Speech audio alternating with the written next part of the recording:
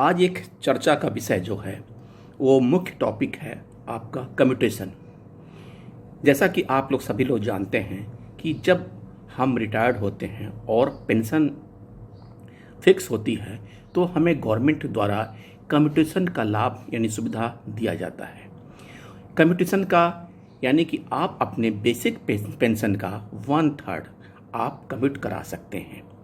आपको शायद याद हो कि पुराने ज़मानों में इसे कहा जाता था कि आप पेंशन बेचना कहा जाता था, या यह कह सकते हैं कि आप पेंशन के बदले में लोन ले रहे हैं। फ्रेंड्स, ये सुविधा हालांकि केंद्रीय कर्मचारियों के लिए 40% ऑफ द बेसिक पेंशन होता है, लेकिन बैंक्स में 33.3 यानी कि 1/3 होता है। यानी बेसिक पेंशन का 1/3 आप रिटायरमेंट के समय कमिट करा सकते हैं और इतनी धनराशि आपके बेसिक पेंशन से कम हो जाती है जो आपको प्रतिमाह नहीं मिलती है। और इसका रिस्टोरेशन 15 वर्ष में किया जाता है। हालांकि जब ये नियम बनाए गए थे तब बैंकों में ब्याज दर 11 से 15% के बीच में था, लेकिन आज ब्याज दर 4 से 5 या मैक्सिमम 6% तक ब्याज दर मिल रहा है। ऐसे में ये एक घाटे का सौदा है, लेकिन फिर भी हम कमिट कराते हैं। कम्यूटेशन से अब बात ये उठती है यहाँ पे कि क्या कम्यूटेशन हमारे लिए उचित है, लेना उचित है, करवाना उचित है या नहीं। तो फ्रेंड्स, जैसा कि आपको पता है हमको एक लमसम अमाउंट, एक कम्यूटेशन फैक्टर होता है जो एज, रिटायरमेंट एज के डेट ऑफ बर्थ से कमिट होता है, उसका एक टेबल होता है, उसके हिसाब से हम कम्यूटेशन फैक्टर से मल्टीप्लाई करके निकालते हैं फ्रेंड्स। लेकिन ये लमसम अमाउंट, हैंडसम अमाउंट आपको एक मुफ्त मिल जाता है। और रिटायरमेंट के समय हमारे पास ऐसे कई कार्य होते हैं, जैसे पुत्र पुत्रियों की शादी या मकान की रिपेयरिंग या मकान बनवाना। ऐसे कई ऐसे मुद्दे होते हैं जो हम सेटलमेंट होने के पहले चाहते हैं कि उसको कंप्लीट कर लें, लेकिन उसके लिए धन की आवश्यकता होती है। और वो लमसम अमाउंट हम ये भी चाहते हैं कि जो पेंशन का हमारे रिटायरमेंट बेनिफिट का अमाउंट मिलता है उसे हम सेफ रखें भविष्य के लिए और कुछ पैसे यूटिलाइज करें। ऐसे में कम्यूटेशन का रोल बहुत ज़्यादा होता है और हम उन पैसों का यूटिलाइज करते हैं। यानी कि कम्यूटेशन लेना एक उचित कदम है। लेकिन सरकार ने जो नियम बनाया है, क्या वो बैंक अधिकारियों, बैंक कर्मचारियों यानी रिटायर्ड कर्मचारियों के लिए क्या ये नियम अधिक आर्थिक हानि वाला नहीं है? आइए देखते हैं कैसे। अगर 15 साल का रिस्टोरेशन होता है तो 15 साल का ये हुआ कि आपका जो पैसा आप लेते हैं उस अमाउंट को 15 साल तक नियमित रूप से बैंक आपसे चार्ज करती है। इसमें इंटरेस्ट और प्रिंसिपल दोनों आप एक तरह से कह सकते हैं इंक्लूड होता है, लेकिन चूंकि रिटायर्ड एम्प्लॉइज़ को बहुत ज़्यादा इससे मतलब नहीं होता है। वो जानता है कि हमारा एक पैसा कट रहा है और कटने के 15 साल बाद नियम है हमें मिल जाएगा। फ्रेंड्स, एक एग्जाम्पल के लिए हम बात करते हैं कि अगर सपोज कर लीजिए रिटायरमेंट के समय आपकी पेंशन, बेसिक पेंशन 28,660 रुपये बनती है, यानी इसका 1/3 आप कम्यूट कराएंगे तो 9,550 रुपये का आप कम्यूट कराएंगे। और आफ्टर कम्यूटेशन आपका पेंशन नेचुरली उतने अमाउंट से कम हो जाएगा, यानी मंथली पेंशन आपको कम होके मिलेगा और वो हो जाएगा 19,110।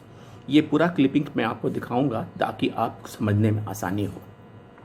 और अगर इनका कम्यूटेशन पेमेंट करें तो इस समय जो कम्यूटेशन का फैक्टर आपको अप्लाई होगा वो 9.81, यानी कि 9,550 इंटू 9.81 इंटू 12 इक्वल टू 11,24,226 रुपये आपको कम्यूटेशन के रूप में प्राप्त होते हैं।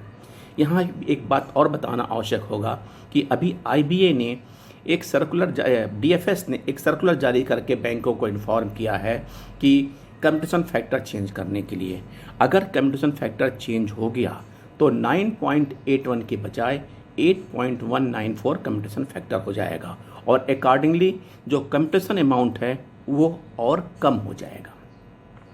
और फ्रेंड्स, अगर आपको ये 11,24,226 रुपये मिलते हैं और बैंक इसको 15 साल में आपसे रिकवर करती है, यानी कि 9,550 रुपये इंटू 12 मंथ इंटू 15 ईयर्स, ये होता है 17,19,000।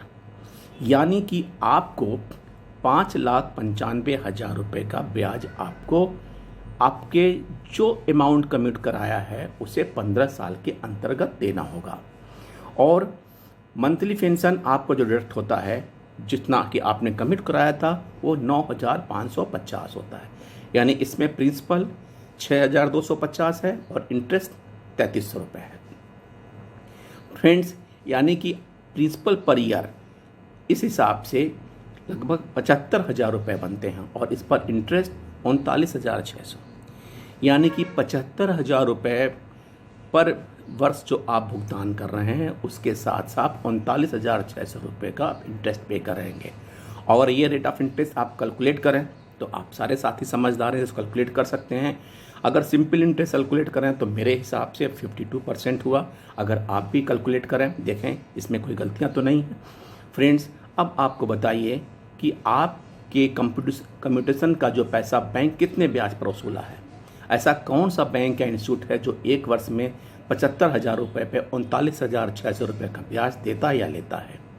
यानी कि फ्रेंड्स, जैसा कि अगर आप अपना पैसा लेके जमा भी कर दें तो ब्याज दर 5 से 6% के बीच में मिल रहा है, जो उसकी भरपाई नहीं कर पाएगा।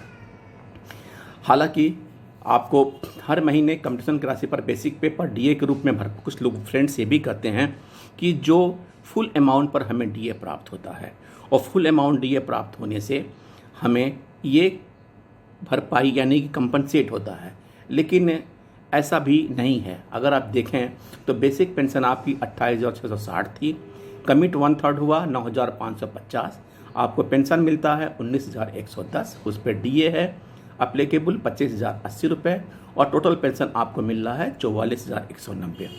अगर ये मान के चलने की पूरी पेंशन मिलती तो हमें क्या होता, तो मंथली रिकवरी के हिसाब से बेसिक पेंशन 28,660 रुपये हुए, DA at the rate of 87.5% यानी कि 25,080 रुपये, टोटल 53,740 और उसमें से आपका कम्यूटेशन अमाउंट लोन रिकवर हटा दें 9,550 तो टोटल 44,190 मिलता है। यानी कि फ्रेंड्स, कुल मिला के आपको इसका कंपनसेशन कुछ नहीं मिलता है।